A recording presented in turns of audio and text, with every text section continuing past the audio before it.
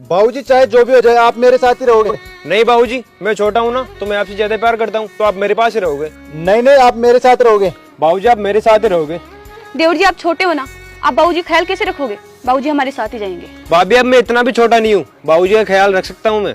क्या बात है यार, आज के टाइम में ऐसे बच्चे कहाँ पे देखने को मिलते हैं। आजकल के बच्चे तो अपने माँ बाप को वृद्धाश्रम भेज देते हैं, और इन दोनों भाइयों को देखो, पिताजी को रखने के लिए लड़ रहे हैं। ज़्यादा ना खुश होने की जरूरत नहीं है, इनमें से कोई भी अपने पिताजी से प्यार नहीं करता। अरे यार ऐसे कैसे हो सकता है, सामने देख पिताजी के लिए कैसे लड़ रहे हैं। ये नज़ारा तो कलयुग में सतयुग जैसा है। गलत फहमी है ये तेरी। मिश्रा अंकल ने अभी रिटायरमेंट लिया है ना, इसलिए हो रहा है ये सब।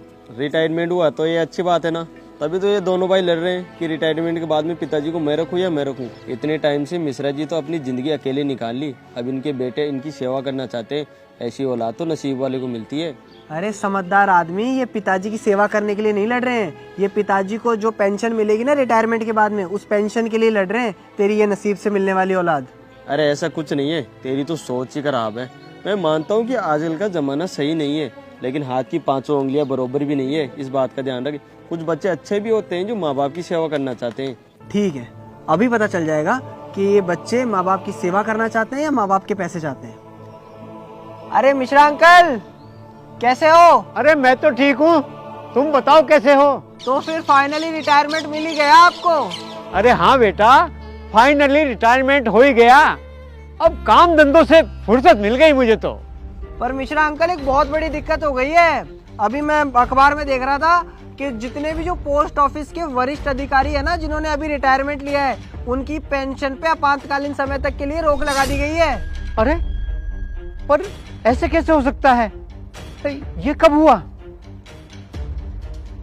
अरे पर कोई बात नहीं, अरे मेरे दो होनहार बच्चे हैं, मुझे पेंशन की जरूरत ही कहाँ है। अरे मेरी पेंशन पे रोक लगे या न लगे, मुझे पैसे मिले या न मिले, अरे मेरे होनहार बेटे के होते हुए मुझे कोई परवाह नहीं। अरे आज के जमाने में ऐसी औलाद देखने को नहीं मिलती, और वो अपने बाप को पलकों पे बैठा के रखते हैं, पलकों पे। वो भैया मैं क्या बोल रहा था कि बाबूजी को आप अपने साथ ले जाओ, और भाभी भी सही बोल रही है कि मैं अपना ध्यान नहीं रख पाता, बाबूजी का क्या ध्यान रखूंगा, तो आप बाबूजी को अपने साथ ही ले जाओ। अरे देवर जी से क्या बोल रहे हो? आप इतने भी बच्चे नहीं हो, रख सकते हो बाबूजी का ध्यान। हाँ बिल्कुल, वैसे भी तो बोल रहा था ना कि बाबूजी मेरे साथ रहेंगे, और अब मना कर रहा है। अच्छा बाबूजी तेरे साथ रहेंगे तो तेरी बदमाशियों पर भी ध्यान रखेंगे, और तुझे अकेलापन भी फील नहीं होगा। अरे भैया कैसी बात कर रहे हो आप? मैं सारे दिन तो कॉलेज में रहता हूँ, और कभी कभी तो शाम को आना भी नहीं होता घर, तो इसमें में बाबूजी का ध्यान कौन रखेगा?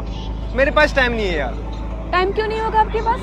कॉलेज टाइम से जाओ, टाइम पे आओ, घूमना फिरना जरूरी है। अरे भाभी ये क्या बात कर रहे हो आप? मेरी भी लाइफ है, मुझे भी जीना है, मेरे भी दोस्त हैं, एंजॉय करना है, और मेरी को ये उम्र नहीं है जिम्मेदारियां संभालने की।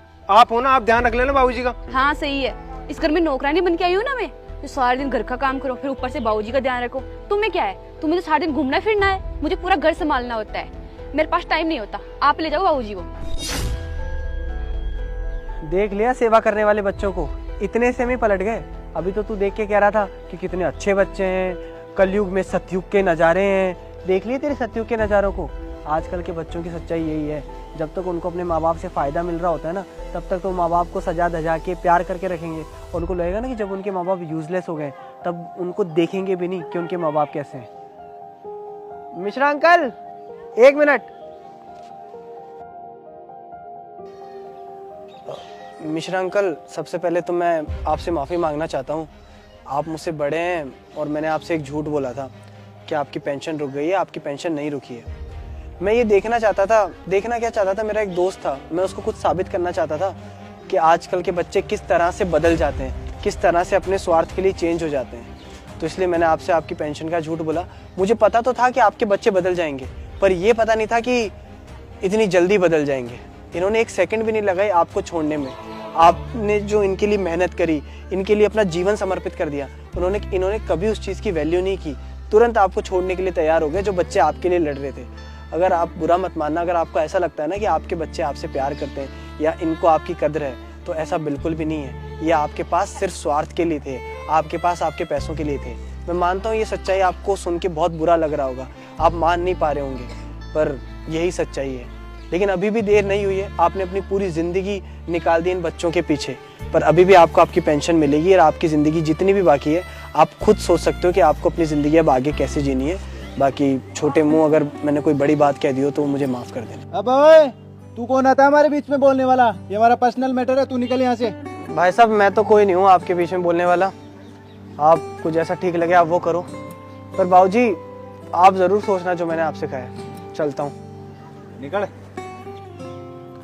अरे बाबूजी ऐसा कुछ नहीं है, आप तो समझते हो ना